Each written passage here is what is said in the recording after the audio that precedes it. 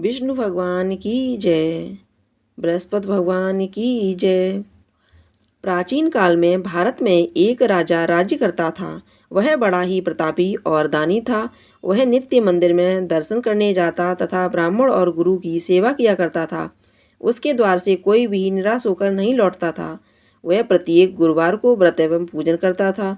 वह गरीबों की सहायता करता था। परंतु यह सब बातें उसकी रानी को बिल्कुल भी अच्छी नहीं लगती थी। वह न व्रत करती थी और न किसी को एक पैसा दान में देती थी। राजा से भी मना किया करती थी कि ऐसा क्यों करते हो। एक समय राजा शिकार खेलने वन को गए हुए थे। घर पर रानी और दासी थी। उस समय गुरु बृहस्पति देव एक साधु का रूप धारण कर राजा के दरवाजे पर भिक्षा मांगने गए तथा भिक्षा मांगी तो रानी कहने लगी, हे साधु महाराज, मैं इस दान और पुण्य से तंग आ गई हूँ। इस कार्य के लिए तो मेरे पतिदेव ही बहुत हैं। आप ऐसी कृपा करें कि यह सब धन नष्ट हो जावे तथा मैं आराम से रह सकूं। साधु बोले, हे देवी, तुम तो बड़ी विचित्र हो। संतान और धन से कोई दुखी नहीं होता, इसको तो सभी चाहते हैं। पापी भी पुत्र और धन की इच्छा करता है। अगर आपके पास अधिक धन है तो भूखे मनुष्यों को भोजन कराओ, प्याऊ लगवाओ, ब्राह्मणों को दान दो, धर्मशाला बनवाओ, कुआं, तालाब, बावड़ी, बाग बगीचे आदि का निर्माण करवाओ, निर्धन मनुष्यों की कुंवारी कन्याओं का विवाह कराओ और अनेकों यज्ञादिक धर्म करो। इस प्रकार के कर्मों से आपके कुल का और आपका नाम परलोक में सार्थक हो जाएगा एवं स्वर्ग की प्राप्ति होगी। मगर वह रानी इन बातों से खुश न हुई। वह बोली, हे साधु महाराज, मुझे ऐसे धन की आवश्यकता नहीं जिसको मैं और मनुष्यों को दान दूं तथा जिसको रखने उठाने में मेरा सारा समय बर्बाद हो जाए। साधु ने कहा, हे देवी, तुम्हारी ऐसी इच्छा है तो ऐसा ही होगा। मैं तुम्हें बताता हूँ, वैसा ही करना। बृहस्पतिवार के दिन घर को गोबर से लीपना, अपने केशों को धोना, केशों को धोते समय स्नान करना, राजा से कहना कि वह हजामत बनवाएं, भोजन में मांस मदिरा खाना, कपड़ा धोबी के यहाँ धुलने डालना। इस प्रकार 7 बृहस्पतिवार करने से तुम्हारा सारा धन नष्ट हो जाएगा। ऐसा कहकर वह साधु महाराज वहाँ से अंतर्ध्यान हो गए। रानी ने साधु के कहे अनुसार वैसा ही किया। 3 बृहस्पतिवार ही बीते थे कि उसका समस्त धन नष्ट हो गया और वह भोजन के लिए दोनों समय तरसने लगी, सांसारिक भोगों से दुखी रहने लगे। तब वह राजा रानी से कहने लगा कि हे रानी, तुम यहाँ पर रहो, मैं दूसरे देश को जाता हूँ, क्योंकि यहाँ पर मुझे सभी मनुष्य जानते हैं, इसलिए कोई कार्य भी नहीं कर सकता। देश चोरी परदेश भीख बराबर है। ऐसा कहकर राजा परदेश चला गया। वहाँ जंगल जाता और लकड़ी काट कर लाता तथा शहर में बेचता। इस तरह जीवन व्यतीत करने लगा। इधर राजा के घर रानी और दासी दुखी रहने लगीं। किसी दिन भोजन और किसी दिन जल पीकर ही रह जाती। एक समय रानी और दासी को 7 दिन बिना भोजन के व्यतीत हो गए। तो रानी ने अपनी दासी से कहा, हे दासी, यहाँ पास ही के नगर में मेरी बहन रहती है। वह बड़ी धनवान है, तू उसके पास चली जा और वहां से 5 सेर बेजर मांग ला, जिससे कुछ समय के लिए गुजर हो जाएगी। इस प्रकार रानी की आज्ञा मानकर दासी उसकी बहन के पास गई। रानी की बहन उस समय पूजा कर रही थी, क्योंकि उस रोज बृहस्पतिवार था। जब दासी ने रानी की बहन को देखा और उससे बोली, हे रानी, मुझे तुम्हारी बहन ने भेजा है, मेरे लिए 5 सेर बेजर दे दो। इस प्रकार दासी ने अनेक बार कहा, परंतु रानी की बहन ने कुछ उत्तर नहीं दिया, क्योंकि वह उस समय बृहस्पतिवार की व्रत की कथा सुन रही थी। इस प्रकार जब दासी को किसी प्रकार का उत्तर नहीं मिला तो वह बहुत दुखी हुई एवं क्रोध भी आया, परंतु वह बिना कुछ कहे लौटकर अपनी रानी के पास आकर बोली, हे रानी, तुम्हारी बहन तो बहुत घमंडी है। वह छोटे लोगों से बात भी नहीं करती, इसलिए उसने मेरी बात का कोई उत्तर नहीं दिया। मैं वापस चली आई। रानी बोली, हे दासी, इसमें उसका कोई दोष नहीं है। जब बुरे दिन आते हैं तब कोई सहारा नहीं देता। अच्छे बुरे का पता आपत्ति काल में ही लगता है। अब जो ईश्वर की इच्छा होगी वही होगा। यह सब हमारे भाग्य का दोष है। इधर उस रानी ने देखा कि मेरी बहन की दासी आई थी, परंतु मैं उससे नहीं बोली, इससे वह बहुत दुखी हुई होगी। यह सोच कथा को सुन और विष्णु भगवान का पूजन समाप्त कर वह रानी अपनी बहन के घर गई और अपनी बहन से कहने लगी, हे बहन, मैं बृहस्पतिवार का व्रत कर रही थी, तुम्हारी दासी गई तब कथा पढ़ रही थी।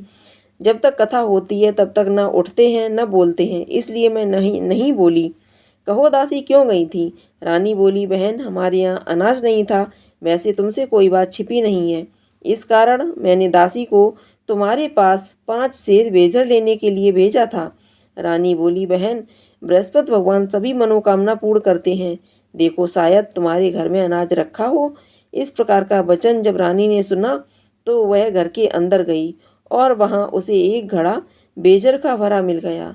तब वह रानी और दासी बहुत खुशी हुई और दासी कहने लगी, हे रानी, देखो वैसे जब हमको अन्न नहीं मिलता तो हम रोजाना ही व्रत करते। अगर इनसे बृहस्पतिवार व्रत की विधि और कथा पूछ ली जाए तो इसे हम भी किया करेंगे। तब उस रानी ने अपनी बहन से पूछा कि हे बहन, बृहस्पतिवार के व्रत की कथा कैसे है तथा यह व्रत कैसे करना चाहिए। रानी की बहन ने कहा, बृहस्पतिवार के व्रत में चना की दाल मुनक्का से विष्णु भगवान का केले की जड़ में पूजन करें तथा दीपक जलावें, पीला भोजन करें और कहानी सुनें। इससे बृहस्पति भगवान प्रसन्न होकर अन्न, पुत्र व धन देते हैं। इस प्रकार रानी और दासी दोनों ने निश्चय किया कि बृहस्पति भगवान का पूजन जरूर करेंगे। 7 दिन बाद जब बृहस्पतिवार आया तो उन्होंने व्रत रखा, गुड़साल में जाकर चना गुड़ बीन लाई तथा उसकी दाल से केले की जड़ का तथा विष्णु भगवान का पूजन किया। अब पीला भोजन कहाँ से आए? बेचारी बड़ी दुखी हुई, परंतु उन्होंने व्रत किया था, इस कारण गुरु भगवान प्रसन्न थे। 2 थालों में सुंदर पीला भोजन लेकर आए और दासी को देकर बोले, हे दासी, तुम्हारे और रानी के लिए भोजन है, तुम दोनों कर लेना। दासी भोजन पाकर बड़ी प्रसन्न हुई और रानी से बोली, चलो रानी जी भोजन कर लें। रानी को इस विषय में कुछ पता नहीं था, इसलिए वह दासी से बोली, तू ही भोजन कर, क्योंकि तू हमारी व्यर्थ में हंसी उड़ाती है। दासी ने कहा, एक महात्मा हम दोनों को 2 थाली में भोजन दे गया है, इसलिए हम और तुम दोनों ही साथ साथ भोजन करेंगे।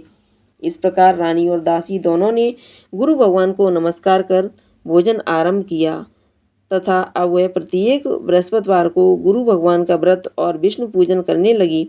बृहस्पति भगवान की कृपा से फिर रानी और दासी के पास धन हो गया। रानी फिर उसी प्रकार आलस्य करने लगी। तब दासी बोली, रानी, तुम पहले भी इसी प्रकार आलस्य करती थी, तुम्हें धन रखने में भी कष्ट होता था, इस कारण सब धन नष्ट हो गया। अब गुरु भगवान की कृपा से धन मिला है तो फिर तुम्हें आलस्य होता है। बड़ी मुसीबतों के बाद हमने यह धन पाया है, इसलिए हमें दान पुण्य करना चाहिए। आप भूखे मनुष्यों को भोजन कराओ, प्याऊ लगवाओ, ब्राह्मणों को दान दो, कुआं, तालाब, बावड़ी आदि का निर्माण कराओ, मंदिर पाठशाला बनवा कर दान दो, कुंवारी कन्या का विवाह कराओ, अनेक धन को शुभ कार्यों में खर्च करो, जिससे तुम्हारे कुल का यश बढ़े तथा तुम्हें स्वर्ग प्राप्त हो। तब रानी ने इसी प्रकार कर्म करना प्रारंभ किया तो उनका यश फैलने लगा। एक दिन रानी और दासी विचार करने लगी कि न जाने राजा किस प्रकार होंगे, उनकी कोई खोज खबर नहीं मिली। तब गुरु भगवान से प्रार्थना की। भगवान ने रात्रि में राजा को स्वप्न में कहा, हे राजा, उठ, तेरी रानी तुझको याद कर रही है, अपने देश को जाओ। राजा प्रातःकाल उठा और विचार करने लगा कि स्त्री की जात खाने और पहनने की संगिनी होती है, परंतु भगवान की आज्ञा मानकर वह अपने नगर चलने को तैयार हुआ। इससे पूर्व जब राजा परदेश चला गया तो परदेश में दुखी रहने लगा। प्रतिदिन जंगल में से लकड़ी बीनकर लाता और उन्हें शहर में बेचकर अपने दुखी जीवन को बड़ी कठिनता से व्यतीत करता था। एक दिन राजा दुखी होकर अपनी पुरानी बातों को याद करके रोने लगा। तब उस जंगल में से बृहस्पति देव एक साधु का रूप धारण कर आए और राजा के पास आकर बोले, हे लकड़हारे, तुम इस सुनसान जंगल में किस चिंता में बैठे हो, मुझको बतलाओ। यह सुन राजा के नेत्रों में जल भर आया और साधु की वंदना कर बोला, हे प्रभु, आप सब कुछ जानने वाले हो। इतना कह साधु को अपनी संपूर्ण कहानी बतला दी।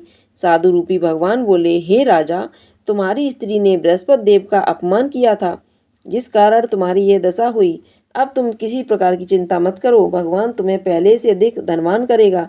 देखो, तुम्हारी स्त्री ने भी गुरुवार का व्रत आरंभ कर दिया है और तुम भी मेरा कहना मानकर बृहस्पतिवार को व्रत करके चने की दाल, गुड़, जल के लोटे में डालकर केले का पूजन करो। फिर कथा सुनो, भगवान तुम्हारी सब मनोकामनाओं को पूर्ण करेगा। साधु को प्रसन्न देखकर राजा बोला, हे प्रभु, मुझे लकड़ी बेचकर इतना पैसा नहीं मिलता जिससे भोजन करने के उपरांत कुछ बचा सकूं। मैंने रात्रि में अपनी रानी को व्याकुल देखा है, मेरे पास कुछ भी नहीं है जिससे उसकी खबर मंगा सकूं, और फिर कौन सी कहानी कहूँ, यह मुझे कुछ मालूम नहीं है। साधु ने कहा, हे राजन, तुम किसी बात की चिंता मत करो। बृहस्पतिवार के दिन तुम रोजाना की तरह लकड़ियां लेकर शहर को जाओ। तुमको रोज से दुगना धन प्राप्त होगा, जिससे तुम भली भांति भोजन कर लोगे तथा बृहस्पति देव की पूजा का सामान भी आ जाएगा। विष्णु भगवान की जय। प्राचीन काल में एक ब्राह्मण था। वह बहुत निर्धन था, उसकी कोई भी संतान नहीं थी। उसकी स्त्री बहुत मलिनता के साथ रहती थी। वह स्नान न करती, न किसी देवता का पूजन करती। प्रातःकाल उठते ही सर्वप्रथम भोजन करती, बाद में कोई अन्य कार्य करती। इससे ब्राह्मण देवता बड़े दुखी थे। बेचारे बहुत कुछ कहते थे किंतु उसका कुछ परिणाम न निकला। भगवान की कृपा से ब्राह्मण की स्त्री के कन्या रूपी रत्न पैदा हुआ। वह कन्या अपने पिता के घर में बड़ी होने लगी।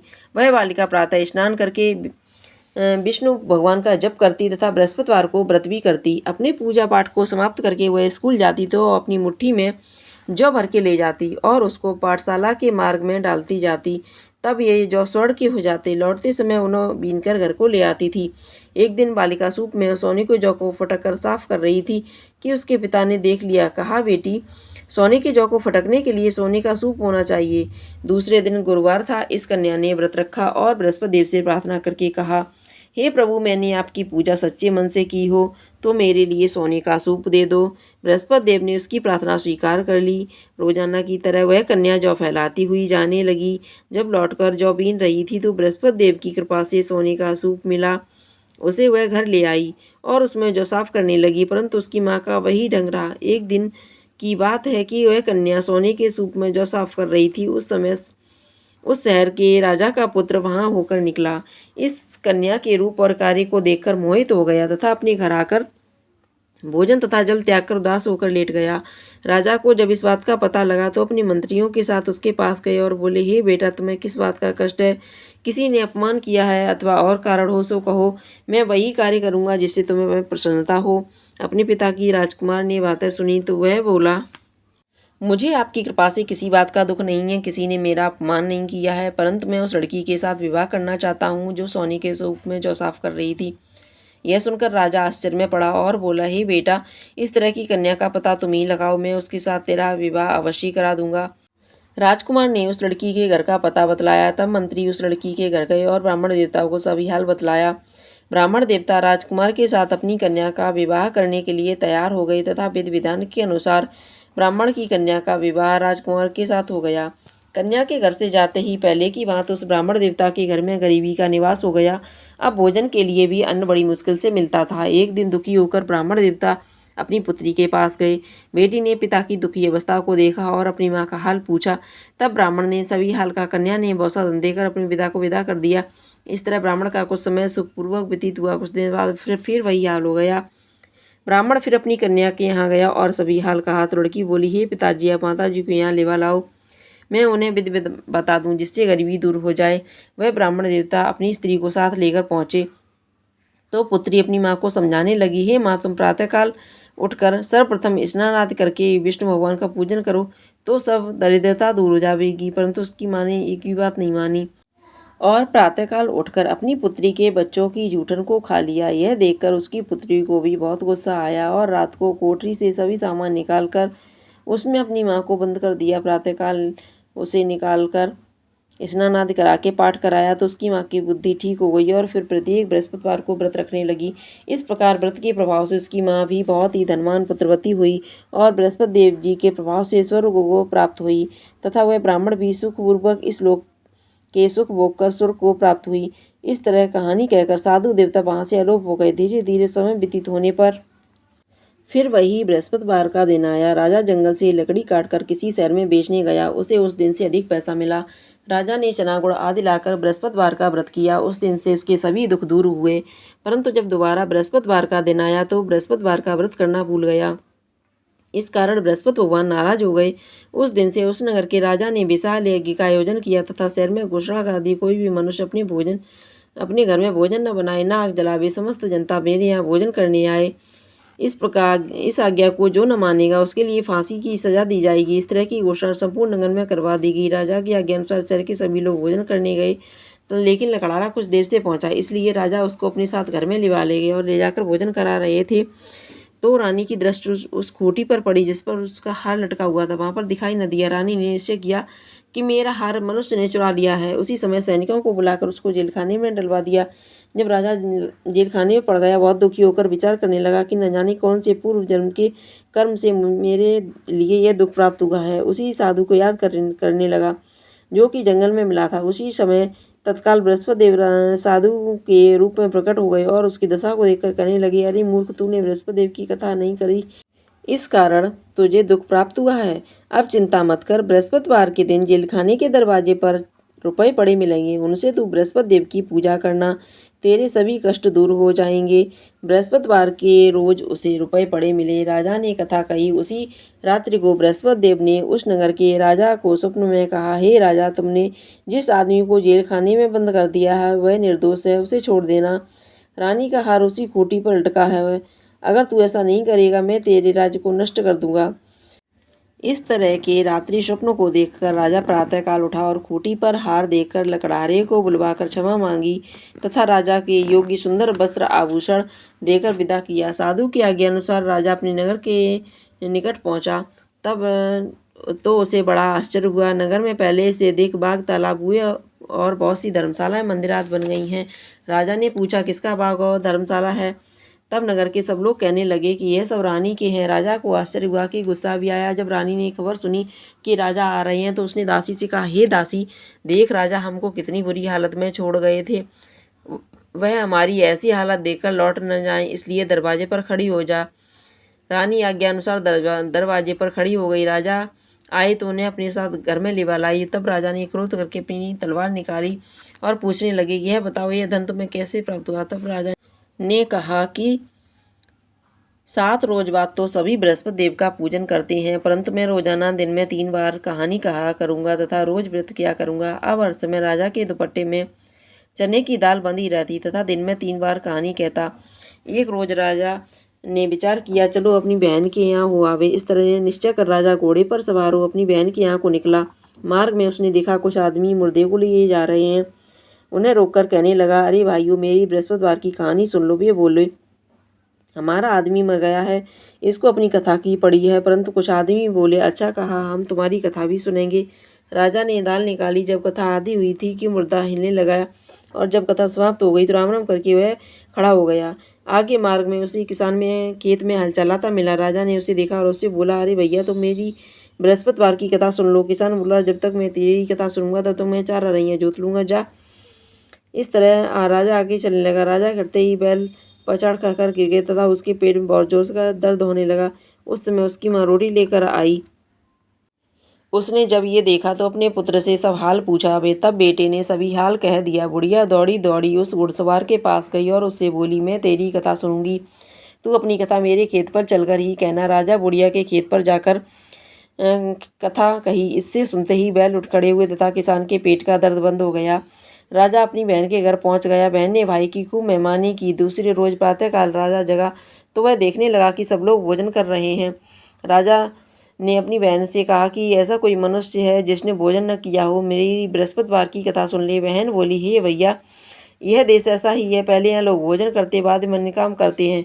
अगर कोई पड़ोस में हो तो देखा हूँ, ऐसा कहकर देखने चलेगी, परंतु उसे कोई ऐसा व्यक्ति नहीं मिला जिसने भोजन न किया हो। अतः कुमार के घर गई। जिसका लड़का बीमार था उसे मालूम हुआ कि उसके यहाँ 3 रोज से किसी ने भोजन नहीं किया है। रानी ने अपनी भाई की कथा सुनने के लिए कुम्हार से कहा। वह तैयार हो गया।